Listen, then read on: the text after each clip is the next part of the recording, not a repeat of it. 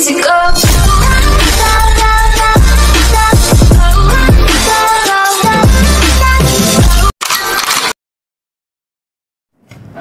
Okay, game. Ito yung unang example natin sa compound interest. So, ang gawin natin dito, magbigay tayo ng iba't ibang solution para mas lalo mong maintindihan yung binabanggit kong yung previous discussion natin, yung conversion of units.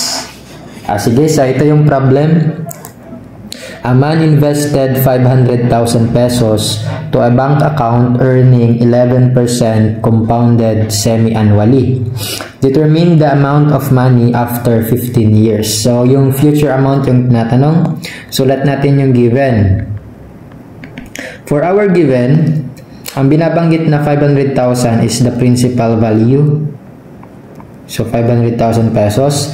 Then, yung 11% dyan is our nominal interest rate. Tapos, ang binabanggit na M is compounded semi-annually, meaning M is 2, semi-annual. So, ngayon, sa unang solution natin, pwede kong isulat na lang dito, solution 1. Direct substitution. So, pangalan na natin siyang direct substitute. Yung paborito ng mga estudyante, kasi maglalagay lang ng values. So, ngayon, mag-iingat ka sa case natin na problem ito. Madali kasi. So, kung mag-direct substitute ka, safe ka, ano? So, halimbawa, nag-direct substitute tayo. Ang gagamitin kong formula yung P 1 plus R over M raised to M. Uy, lagyan ko pala ito ng unit para mabantayan natin. This is actually compounded semi-annual. So, ang gamitin kong abbreviation, mga initial letter na lang. So, compounded semi-annual SA, per year yan. Sabi nga natin, kung hindi binanggit kung ano yung with respect sa ang period, ang default is always per year. Sige, paano? Sabi nga natin, magdi-divide ka lang ng, kumaga mag-unit analysis ka lang. Ito na rin yung mismo pagka in-apply mo dyan. So, kaya nga applicable yung direct substitution sa problem na ito. So, ilalagay ko lang yung 500,000 tapos 1 plus yung R natin, gagawin mo nakadecimal. Tapos yung M is 2, tapos raise natin ito sa kulang tayo dito ng N. So, raise sa 2, tapos ang N pala natin is after 15 years. So, 15. Calculating this, so pagka kinumpit mo yan, calculator ko muna, 500,000, 1 plus 0.11 over 2 raised to 30.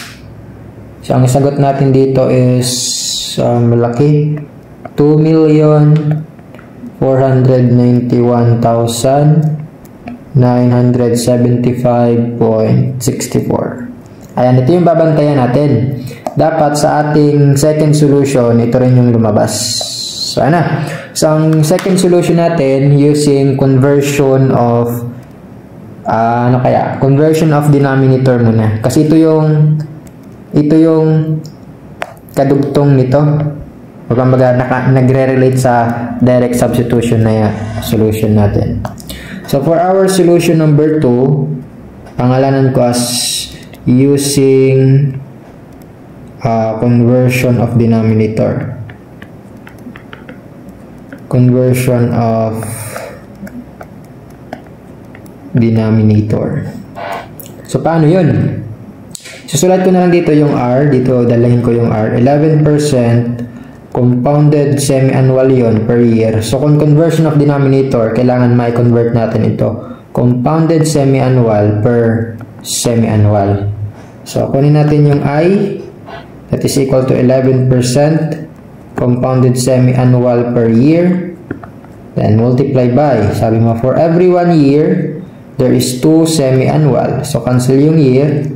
Magiging I is equal to yan, 11 divided by 2. Diba, sobrang lakas mong mag-arithmetic. 5.5%. 5.5%. So, ang unit nito, compounded semi-annual per semi-annual. Ngayon, since nag-convert tayo ng denominator, dapat sa cash flow diagram mo, kumbaga, kung kaya mong i-visualize, okay din. Sa cash flow diagram mo, hindi na 15 years yung makikita mo, kundi 30 period. Kasi nga, nakatingin na tayo sa semi-annual na period. So, magiging ganito. Puputulin ko dito kasi hindi naman kakasya na yung 30 periods dyan. Ang gagawin natin, putulin natin dito. So, kahit ang isulat mo lang dito is period 0, 1, 2, 3, 4, tapos dito siguro ko 29, tapos 30. Itong cash flow diagram natin to is semi-annual period. Ibig sabihin, sa period 30, nandito yung 15 year. So, yung pang 15 na taon talaga. So, ang mangyayari is,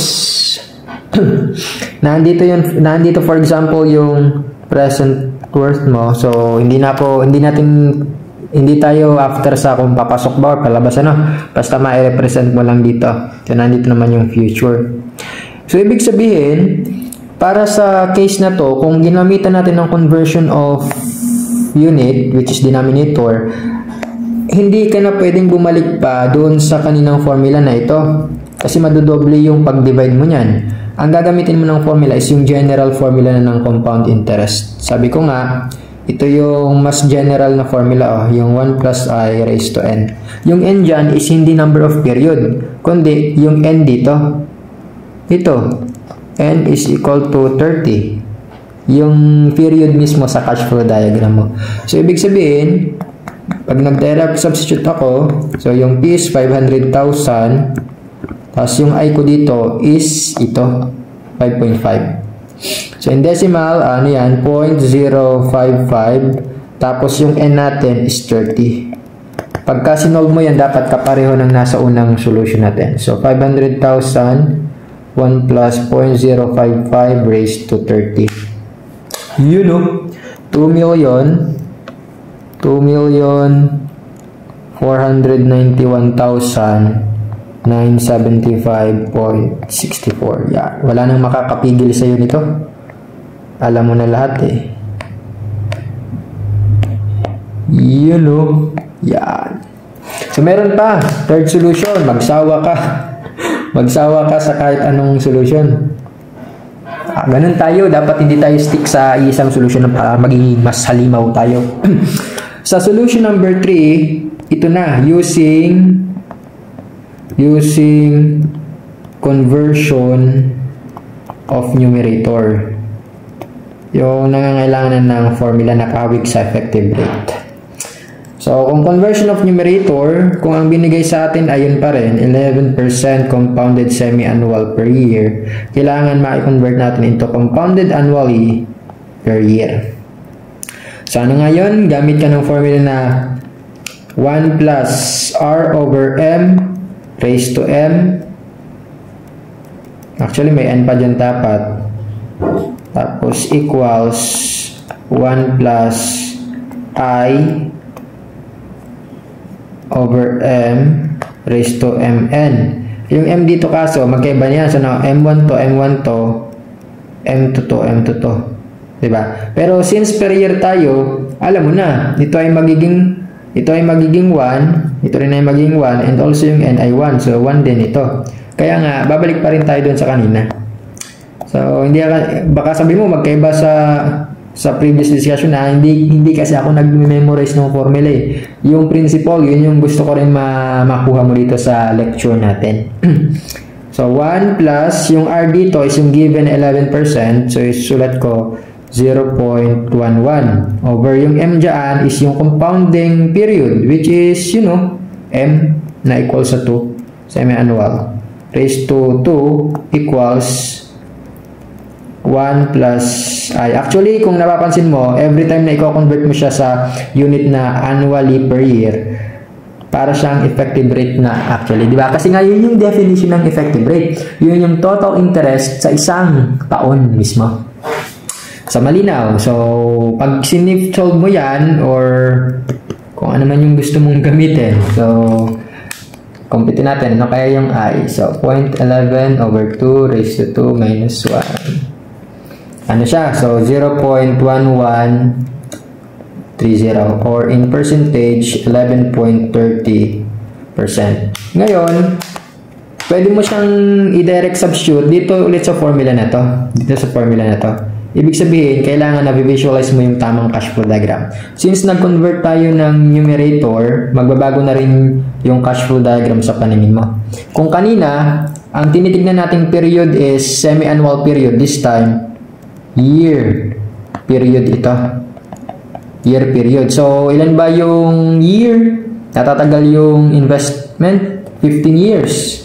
So, ibig sabihin, hindi 30 ang N mo dito, kundi 15 lang. Pero still, mahaba-haba pa rin yun, kaya puputulin ko. Ayan, putulin natin. So, meron tayong period 0 dito, 1, 2, 3 lang siguro, tapos dito, 14, and 15. So, ganun pa rin, may P ka for example dito, and may F ka dito. Yung N natin dito is 15. You know, so pag in-apply mo sa formula, P 1 plus I raised to N. Hindi magbabago ang P, 500,000 pa rin yan. Tapos yung I ko, yung ito na, 11.30%. So, 0.113 raised to N. Ang N natin ay 15 na lang. Pagka kinumpit mo yan, dapat same value. So, ano nga yun? Di ko na-store ha. Ayan. So, 500,000, 1 plus I raised to 15. So, ang lalabas, same pa rin, 2,491,975.64. Diba? Kahit na pinatumbling-tumbling ka ng solution, sa isa ka pa rin mapupunta, diba? Sa isang sagot ka pa rin mapupunta. So, yun. So, I hope nakuha mo na. So, example pa tayo sa susunod na discussion.